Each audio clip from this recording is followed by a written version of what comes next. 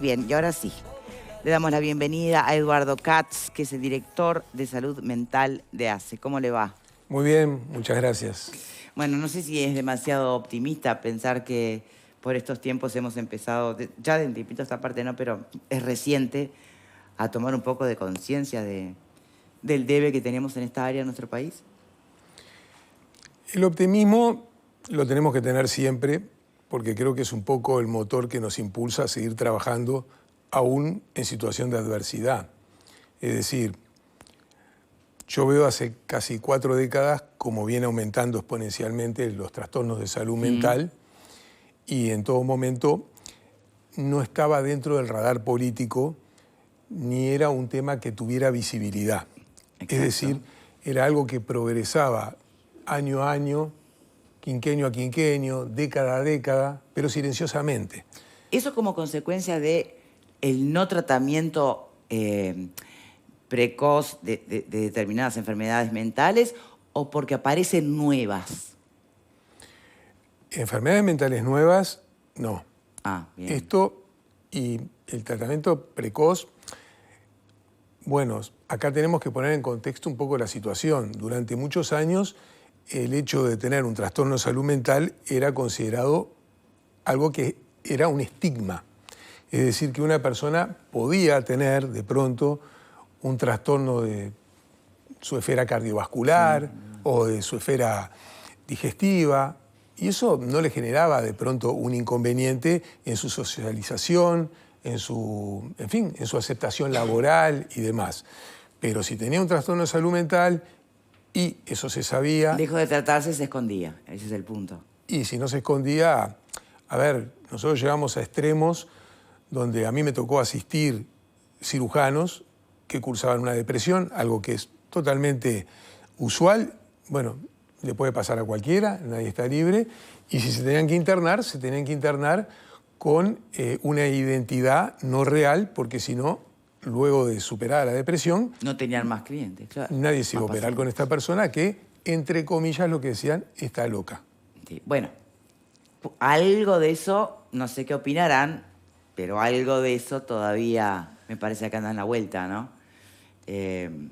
Todavía cuesta sincerarse y sobre todo sacarle el miedo a un eventual contratador sobre un eventual trabajador que tiene en su historia clínica algún pasaje por el sistema de salud mental, sea algo crónico, una intervención puntual, ni que hablar de un electroshock, ¿no? O sea, todavía genera esa cosa, ¿o no? Sí, por supuesto. Eso ha generado una generación de lo que yo llamo, y pertenezco a esa generación, de analfabetos emocionales, porque de alguna forma u otra no podemos expresar, tenemos una interdicción social de decir estoy triste, me siento mal, no tengo ganas de levantarme, ni siquiera tengo la voluntad de asearme, no tengo ganas de salir, me molesta la luz, no quiero ver a nadie. Decir todo eso, y acá hay un tema de género también, para un varón es como que le quita masculinidad. Eso genera... Porque se asocia con debilidad. Todo se asocia con debilidad y ese analfabetismo emocional, al impedir que él lo pueda transmitir, expresar, y si lo expresa y alguien lo está escuchando, de pronto lo va a derivar a un servicio... retroalimenta solo, Claro. Bueno, sí, con consecuencias lamentables, claro, porque si no es abordado adecuadamente, una depresión progresa de leve, moderada, grave, gravísima, hasta el triste desenlace final no deseable, que es el suicidio, ¿no? Bien. Se anuncia un aumento presupuestal en este gobierno para lo que es el tema de salud mental. ¿Simbólico a su criterio? Es decir, por todo lo tanto más que se necesita, o significativo, como para poder pensar realmente en que estamos dando un paso contundente.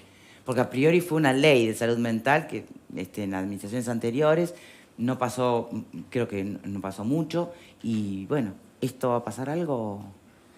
En cuanto a la ley, es una ley que se votó en forma unánime en el Parlamento, sí, sin los recursos. Claro, como ha pasado con otras tantas, ¿no? Pero estos recursos. ¿Son simbólicos o estos no? recursos. Y esto de que el Poder Ejecutivo haya puesto foco en los temas de salud mental con un monto que no solamente no es significativo, sino que es un monto muy importante, sinceramente es extremadamente grande y que puede dar la posibilidad de hacer muchísimas cosas, pero pongamos las cosas bien claras y en contexto. No existe una varita mágica que diga que el 1 de enero del 2024, si es que esto, porque esto es lo que el Poder Ejecutivo plantea, pero esto tiene que pasar al Parlamento. El Parlamento no sabemos si lo va a aprobar de la misma forma o va a hacer una redistribución o no. Pensamos que no. Creo que hay consenso general en este país, ¿no? También en el sistema político de la necesidad de atender la salud mental. Debiera haber más consenso en el sistema político. Ahora me explico. A ver.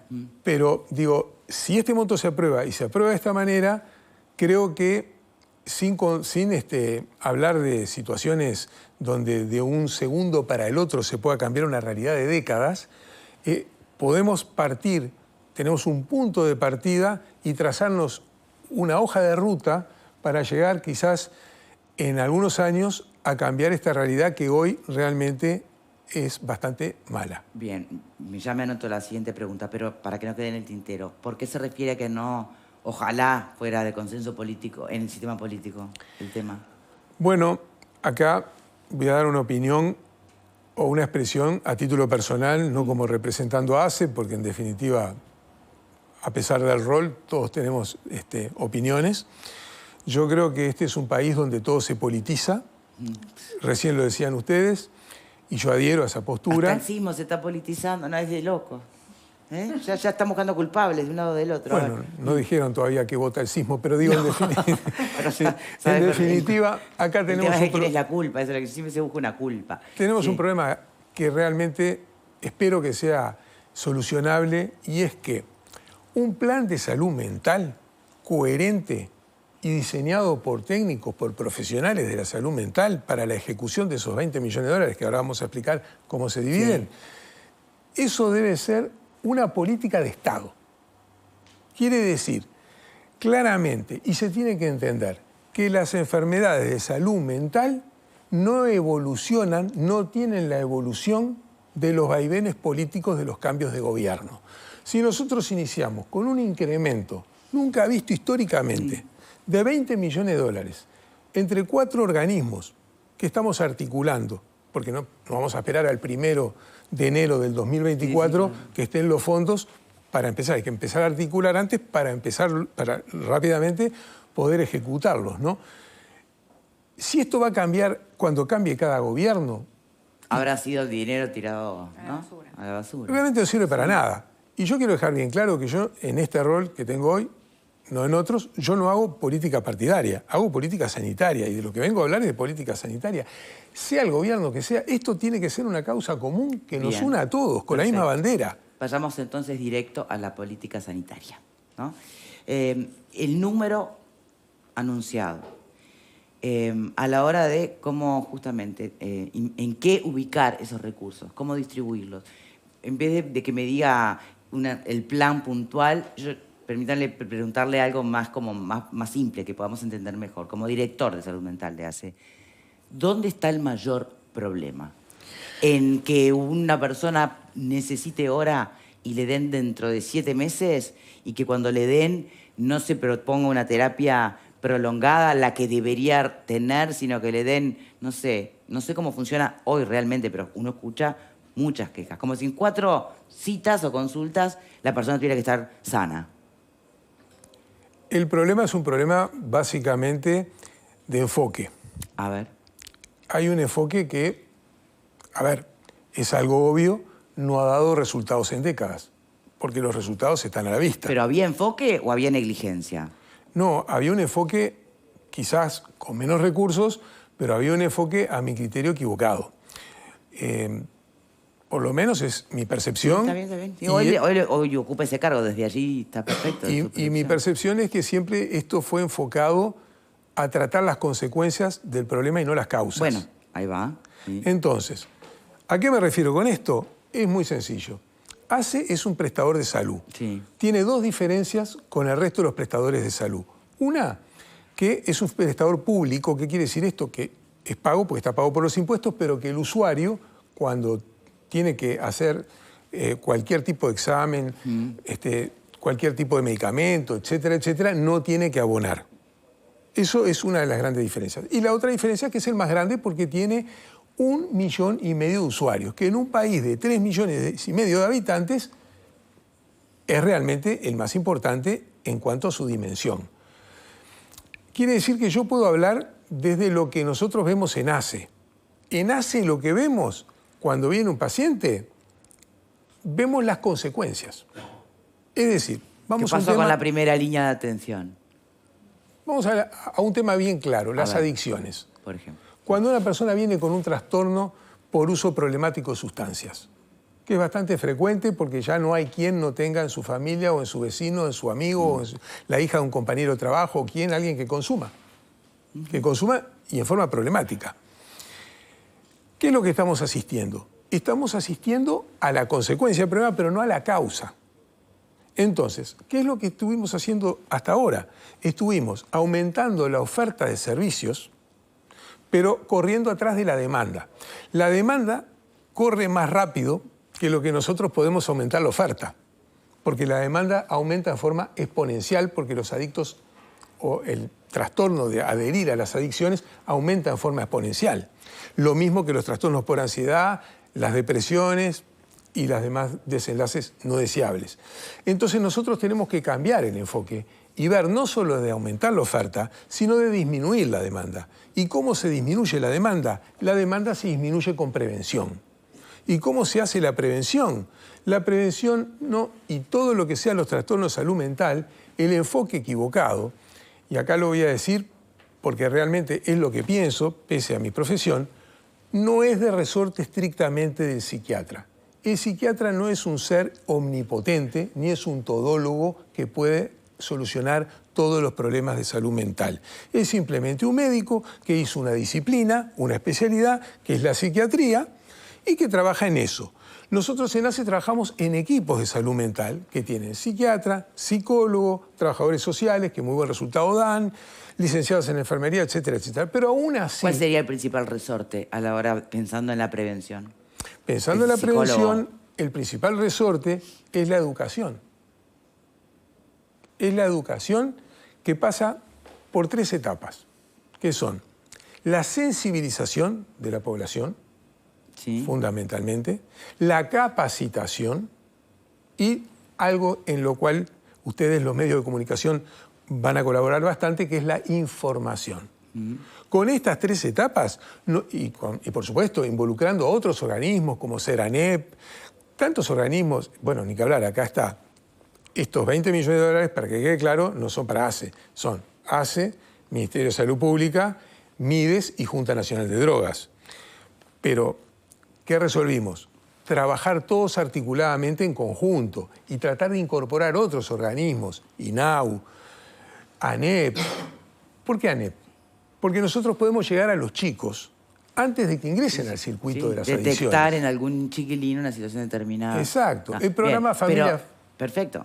Pero lo detectamos. ¿Y a quién va a pasar? ¿Directo a psiquiatra? No, primero un terapeuta, un psicólogo. Bueno, se verá según la situación, pero nosotros lo podemos detectar quizás antes de que ingrese. Es decir, porque ahí estamos... Pero si lo detectan es porque de alguna manera ya hay alguien que está con ciertos comportamientos que dan cuenta de ansiedad, angustia o lo que sea. Si no, ¿qué vas a detectar? A ver, hay 2 cosas. Una es detectar, que está bien, quizás el término sea el adecuado para la referencia que ustedes hacen, y el otro es el que los chicos sientan que tienen un marco continente donde poder hablar de sus angustias. Cuando los chicos sienten que pueden hablar de sus angustias, de sus problemas, el programa Familias Fuertes que propone el Ministerio de Salud Pública y al que adherimos totalmente, es decir, donde ellos puedan expresarse y puedan hablar, y puedan hablar con alguien que de pronto los pueda escuchar y los pueda orientar, eso genera que de repente no pasen de una angustia o de una crisis existencial previa. Si entiendo, es como una suerte de aprendizaje para administrar nuestras propias emociones de forma tal que no terminen patologizándose en nosotros.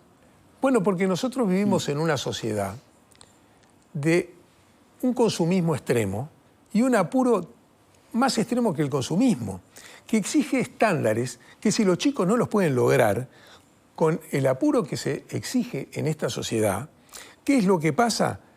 La frustración, y hay muy baja tolerancia a la frustración. El chico pasa por distintas etapas. Por las etapas donde, bueno, si es un niño, de pronto su felicidad es obtener una golosina. No está claro. Pero si es un jovencito más chiquito y demás, tiene que jugar bien al fútbol, o la niña tiene que tener el pelo con ciertos estándares y demás, porque si no, de pronto entramos con el bullying. Y si es un poquito más grande, tiene que poder ser exitoso en la conquista, el adolescente y demás. Si es un poquito más grande, tiene que poder dar cuenta de sus estudios o de su trabajo, ser autosustentable. Pero después esto sigue a una velocidad que no tiene límites, porque si es un poquito más grande, los estándares le imponen que el celular sea de última generación. Por suerte en septiembre sale el nuevo. Es decir, cuando pueden de pronto formar su familia, quieren obviamente sí, el la techo vida propio. misma, Katz, yo entiendo el punto. Exacto. Pero la diferencia la va a ser para el que ya ingresó en ese estado, es decir, que no pudo autoadministrarse ni encontrar esa contención ni nada, va a tener que pedir hora con un terapeuta. Va a tener que, si la diferencia va a ser para todos. La diferencia va a ser para todos. Exacto. Pero si te atendes en ACE, vas a llamar y te van a dar hora. ¿Hay suficientes psicólogos, por ejemplo, en el sistema? Es relativo. Lo de si uno tiene un problema, va a llamar a ACE. Primero, nosotros queremos apostar a que haya menos gente que tenga problemas. Para eso... Pero de lo que depende de ACE concretamente, esa es la pregunta, porque yo entiendo el trabajo articulado. Nosotros vamos a trabajar también en prevención. O sea, es decir, no vamos a trabajar solo en el hecho de hacer asistencia. Vamos a colaborar en la prevención junto con los otros organismos. Ahora, una vez que pasa al sistema de ACE, nosotros lo que estamos haciendo es incrementando la oferta, sobre todo haciendo un especial énfasis en el tema de adicciones. Vamos a aumentar en forma muy importante, porque las adicciones tienen un tratamiento que pasa por 3 etapas. Un poco para ilustrar esto. La primera etapa es la desintoxicación que requiere una internación. Sí. Nosotros vamos a aumentar las camas de desintoxicación a todo lo largo y lo ancho del país. Porque no es solo Montevideo que tiene problemas. Es decir, hay trastornos de salud mental más allá del Río Negro, es decir, es todo el país. Y nosotros tenemos que abordar todo el país. Claro, obviamente que todo el país tiene cada departamento idiosincrasias distintas y con esas idiosincrasias es que nosotros tenemos que manejarnos. A su vez, conveniando con las intendencias, porque es muy importante, porque son las que de alguna forma son el gobierno departamental y con ellos hay que conveniar. También con organismos de la sociedad civil. Por eso que nosotros vamos georreferenciando, o sea, buscando determinados lugares regionales importantes que abarquen todo el país, aumentar en forma muy importante la cantidad de camas de desintoxicación.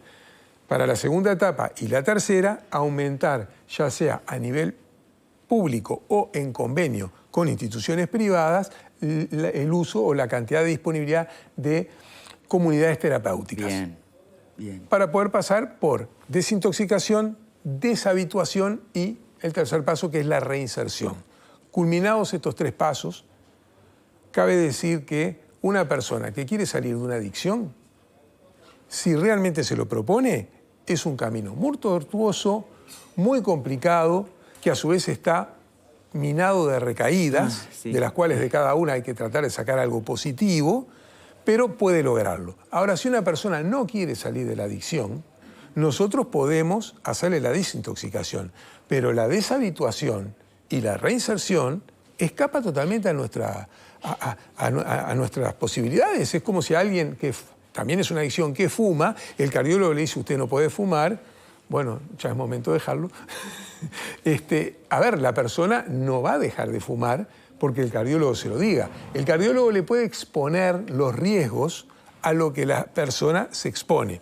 Pero en el caso del uso problemático de sustancias, el riesgo es mucho mayor, porque la persona termina incurriendo en un camino que es bastante lamentable para...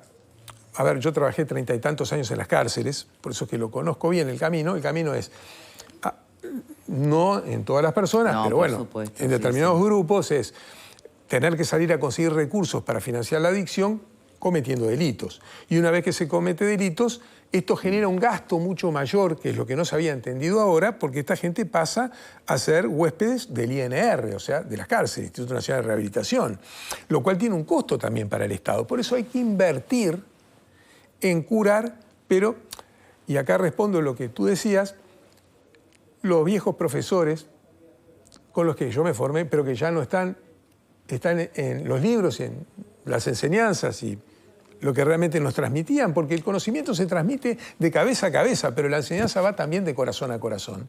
Ellos decían, primero prevenir, después curar, y si no se puede, consolar. ¿Y por qué digo lo de consolar? Lo digo por el suicidio también. Lo digo por las adicciones, por el suicidio porque está la posvención. Una vez que se produce un hecho desafortunado como el suicidio, nosotros tenemos que hacer el abordaje de la familia, de los amigos, porque genera, no quiero utilizar la palabra, pero un terremoto, pero un terremoto gravísimo, gravísimo. Pepe. Aunque suene reiterativo, no me voy a cansar de decir que el tema de la salud mental está entre los 2 o 3 problemas más importantes que tenemos como sociedad y que debemos asumir. Por lo tanto, en el momento que se planteó el hecho de priorizar desde el punto de vista político, pero la otra priorización, que es brindarles los recursos, la verdad que me pareció excelente. Ojalá que el sistema político esté a la altura de las circunstancias en este tema y haga de esto una política de Estado. Tengo dos consultas al respecto, doctor. El enfermo, en este caso con problemas de salud mental, obviamente es el principal perjudicado, pero las enfermedades mentales tienen un fuerte impacto en la familia y alteran notoriamente la vida cotidiana de esa familia, sobre todo tratándose del caso de las adicciones. Usted hablaba del plan Familia Fuerte, la posibilidad de pensar justamente en ese entorno familiar para apuntalarlo y para que no caiga en momentos que la familia es fundamental también para el enfermo. Eso por un lado. Y el segundo tema está vinculado a, sin banalizar el tema de la pandemia y pensar que es la génesis de todos los problemas que tenemos, ¿qué impacto tuvo la pandemia en cuanto a enfermedades mentales y particularmente en los adolescentes? Bueno, empezamos por la primera. ¿Cómo no? En realidad es bien importante lo que usted dice. Es de una importancia extrema. Porque cuando una persona padece un problema de salud mental, lo sufre toda la familia. Por supuesto. Si es una familia, digamos, que realmente le interesa, ¿no? Digamos. Y eso se va a abordar no solamente desde ACE, sino desde el MIDES, tratando de buscar alguna forma. Porque aparte, muchas veces la génesis de los problemas de salud mental, como el tema de las adicciones, parte desde la familia o desde el territorio. Y es ahí donde hay que ir a trabajar. Hay que trabajar en territorio, porque hay una persona que quiere salir de su problema de adicción, por ejemplo, y nosotros trabajamos, le hacemos la desintoxicación, la deshabituación, la reinserción, pero ¿a dónde vuelve? Vuelve al mismo núcleo que si no se trabaja en terreno sobre ese núcleo, todo lo que hicimos no sirvió. Entonces este círculo tiene que ser total. Y con respecto al compromiso político, yo siempre digo que los problemas de salud mental no son sanitarios estrictamente. Es decir, no por sacar responsabilidad del sistema sanitario. No son estrictamente sanitarios, son sociosanitarios. Tienen que ver con los movimientos sociales y tienen que ver con la interrelación que tenemos nosotros con nuestros congéneres. Porque si una persona está triste o está mal y se lo quiere decir un compañero de trabajo, muchas veces la respuesta que encuentra no explícita es: tu problema. No me interrumpas mi felicidad Sí. viniéndome a complicar con tus bajones. Resolvé tu vida. O muchas veces hay que llegar a otros sectores de la sociedad que se tienen que involucrar. Se tiene que involucrar, este es un problema de la sociedad. Bien, se tiene que involucrar toda la sociedad en su conjunto. O porque de esto o salimos entre todos o no se sale. Y los resultados están a la vista. No se está saliendo. Entonces, por ejemplo, aquellos que manejan capital humano o recursos humanos, ven a una persona que de pronto no está rindiendo su trabajo como lo hace habitualmente. No es el tema punitivo o la sanción o el tirón de orejas o el decirle, no, mirá, a ver, tus resultados son menos que el estándar deseado. De pronto, capacitada esa persona puede abordarlo y preguntarle, ¿qué te está pasando? estás pasando por un mal periodo, tenés algún inconveniente, tenemos alguna forma de ayudarte. Aparte es llamativo porque la gente que trabaja en recursos humanos, gran parte de ellos son psicólogos. O sea, decir que tenemos que capacitar a gente que ya está capacitada para que haga una función distinta. Una rehumanización, digamos, y la humanización, o reempatización. La humanización de la sociedad se tiene que dar a todo nivel. Sí, por supuesto. Y para autocrítica empezamos por casa. Nosotros estamos dispuestos a intentar y trabajar muy fuerte en el tema, humanizar los servicios asistenciales. Bien. Eso es grande, ¿eh? Eso es grande. Yo en esa línea lo que le iba a consultar, porque por lo menos viendo lo que era parte del proyecto, en sí está la capacitación, por ejemplo, a los médicos de medicina general o al médico de familia, que es el que tiene... primera línea, digamos, ¿no? Que es la primera contacto. línea de atención, digamos, en cuanto a que son los que te ven más seguido, digamos, ¿no? Uno va y consulta como para que puedan detectar, más allá de que son médicos, creo que a veces esa... vorágine del trabajo, que un médico ve un paciente tras otro, quizá no hay como un fuerte, un objetivo marcado en detectar este tipo de problemas de salud mental. Sobre todo, que es como una pregunta, dos preguntas en una, se ha manifestado por muchos ámbitos del Estado que son muy pocos los psiquiatras que tenemos en el país. Y que eso también es un problema en cuanto a que cuando se quiere contratar psiquiatras, muchos concursos quedan vacantes o no se presentan o lo que fuere. Si esto de recapacitar, digamos, a otra línea de atención colabora en estas carencias que más allá de tener recursos, si no tengo los psiquiatras... Sí, pero a mí me llama la atención cómo se está apuntando tanto a la figura del psiquiatra como si fuese la clave. Digo, y llegás al psiquiatra si no lograste que un terapeuta te ayudara a salir antes. O sea, pero antes del terapeuta, y bien, digamos, en línea con lo que dice Valeria, acá hay un tema que es clave y que nosotros realmente lo estamos manejando tal cual tú lo decís. Es el primer nivel de atención. Los médicos de familia. El médico de familia es el eje fundamental de sostén, o debiera serlo, de la salud de la sociedad. Entonces, ¿nosotros qué estamos viendo? Estamos viendo una inadecuada utilización de los recursos, que son escasos, porque hay pocos psiquiatras, ahora veremos por qué, que es la siguiente. Por ejemplo, una persona va a un médico, concurre a un médico de familia, que los vamos a capacitar, que estamos haciendo trabajos, que tenemos apoyo de la Organización Panamericana de la Salud, que tenemos un montón de proyectos que se van a financiar y que lo vamos a poder lograr y por lo menos estamos con mucho entusiasmo para hacerlo, ¿no? Si no es con entusiasmo, no se puede trabajar. ¿Y qué es lo que pasa? La persona viene triste porque se le murió un familiar. Hoy hay un facilismo del profesional de hacerle un pase psiquiatra. Sí. Pero si se le murió un familiar, está cursando un duelo.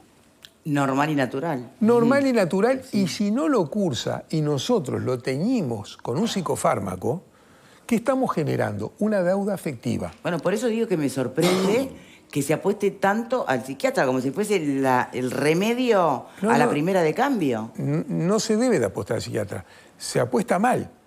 El psiquiatra no es psiquiatra, ¿no? ¿Cómo? Yo soy psiquiatra, sí, pero a ver. Por la duda, sí. Victoria, más allá de que yo sea psiquiatra, yo soy médico. Pero más allá de que yo soy médico, soy un ser humano. Digo, lo otro es un instrumento que me fue concedido por el estudio y por los profesores, que también en eso quiero hacer especial hincapié.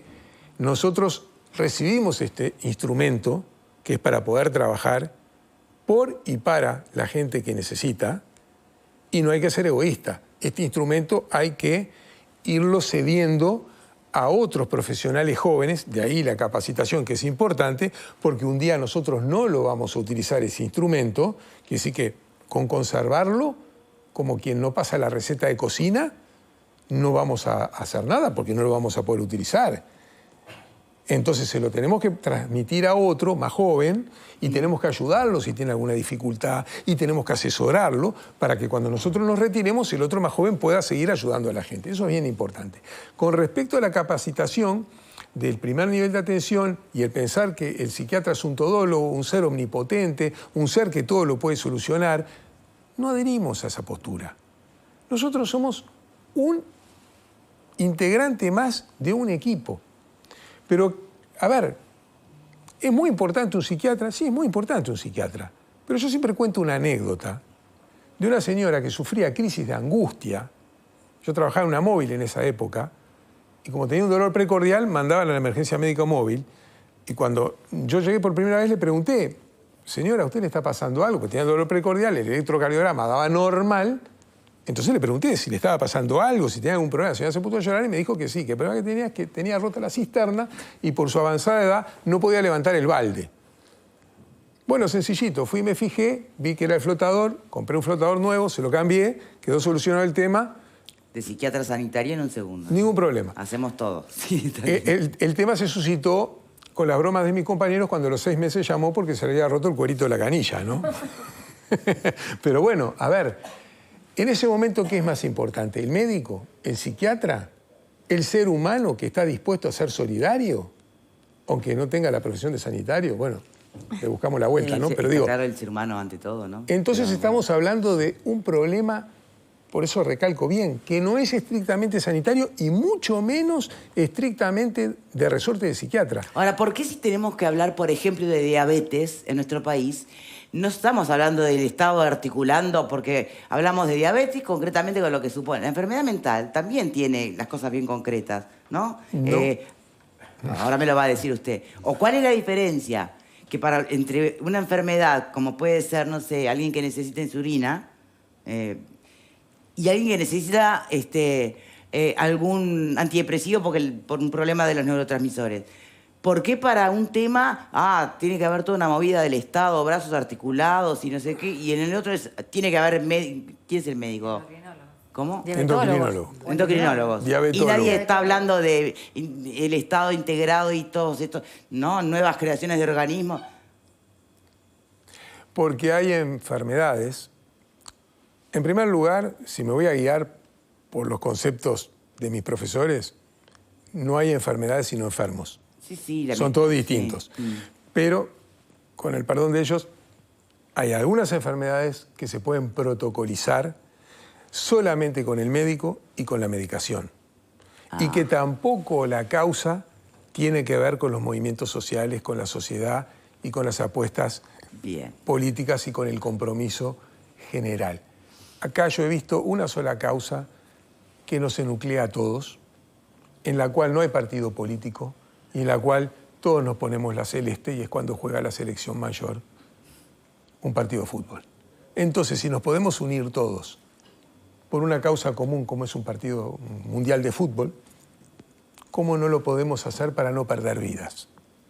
Es fundamental. Doctor, antes de despedirlo, porque tenemos que cerrar, ¿en qué momento le parece a usted de lo que queda de esta administración, o mejor dicho, antes de que se empiece a tener que ejecutar el presupuesto, cuándo se va a tener un panorama concreto de cómo van a distribuirse estos 20 millones? Bueno, nosotros el panorama lo tenemos relativamente armado. Vamos a esperar pasar por el Parlamento, ¿no? Inmediatamente que se pase por el Parlamento, que tiene 90 días desde que recibió del Poder Ejecutivo, tiene 90 días como para irnos citando, y en el caso nuestro, bueno, es el presidente de ACE, el doctor Cipriani, pero nosotros que somos los asesores técnicos, seguramente vamos a concurrir. Ya hemos tenido que concurrir por otras cosas no tan deseables al Parlamento, pero bueno, donde nos citen, ahí vamos a estar. Doctor Katz, muchísimas gracias por su tiempo. Es un gusto, gracias por el espacio. No, por favor. Pausa y ya volvemos.